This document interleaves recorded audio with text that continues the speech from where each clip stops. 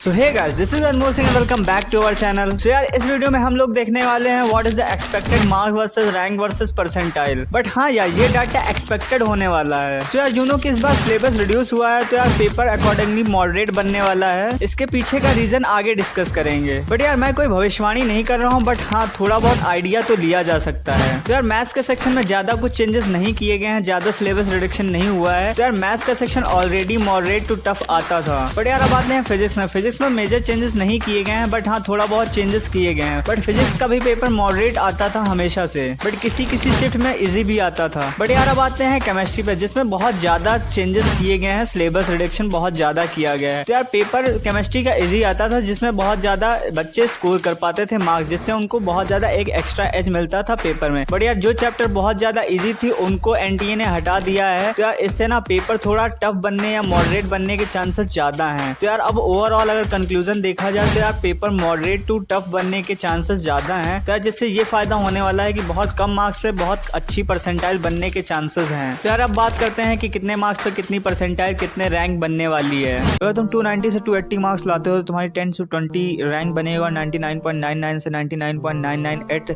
के बीच में परसेंटाइल बनेगी। और तुम अगर 280 से 270 के बीच में मार्क्स लाते हो, तुम्हारी अंडर 50 रैंक बनेगी और 99.998 से 99.994 के बीच में तुम्हारी परसेंटाइल बनेगी। अगर तुम 270 से 260 के बीच में मार्क्स लाते हो, तुम्हारी अंडर 100 रैंक बनेगी और 99.994 से 99.99 परसेंटाइल बन सकती है।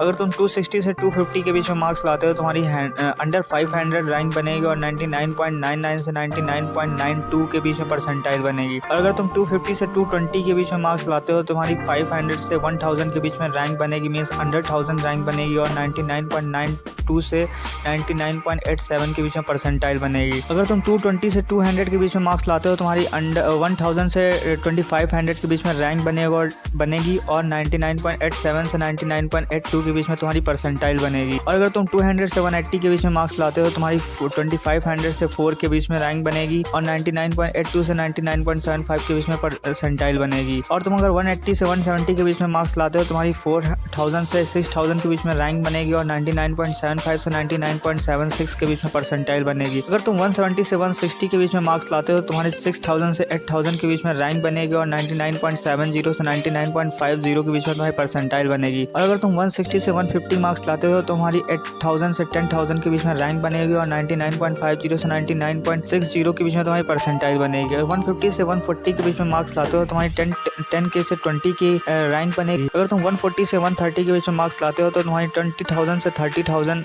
के बीच में रैंक बनेगी। 130 से 120 के बीच में मार्क्स लाते हो, तुम्हारी 30000 से 40000 के बीच में रैंक बनेगी। तुम 120 से 110 मार्क्स लाते हो, तुम्हारी 40000 से 55000 के बीच में रैंक बनेगी। अगर 110 से 100 के बीच में मार्क्स लाते हो, तुम्हारी 55000 से 65000 के बीच में रैंक बनेगी। अगर तुम 100 से 90 मार्क्स लाते हो, तुम्हारी 65000 से 75000 के बीच में तुम्हारी रैंक बनेगी। 95 से 85 के बीच में तुम रैंक लाते हो, तुम्हारी 85000 से 1 लाख के बीच में तुम्हारी रैंक बनेगी। और अगर तुम 85 से 80 के बीच में मार्क्स स्कोर कर रहे हो, तो तुम्हारी 1 लाख प्लस रैंक बनेगी। बाकी ऐसी वीडियोस के लिए आप सब्सक्राइब कर लो चैनल को।